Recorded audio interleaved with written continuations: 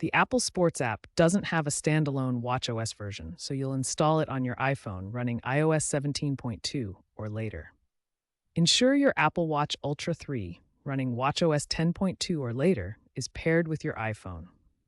Download the Apple Sports app from the App Store on your iPhone. To enable notifications, go to Settings within the Apple Sports app on your iPhone and enable alerts for the sports and events you're interested in.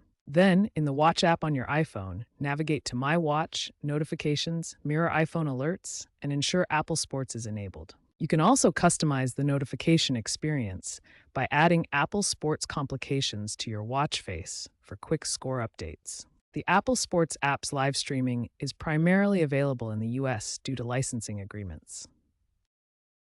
If you're outside the US, you may only be able to access on-demand replays. The app determines your region based on your Apple ID. To access live content internationally, some users attempt to use a VPN to spoof a US location. But this is not officially supported by Apple and could potentially violate the terms of service, risking account suspension. Be aware of the geo-restrictions stemming from Apple's licensing deals.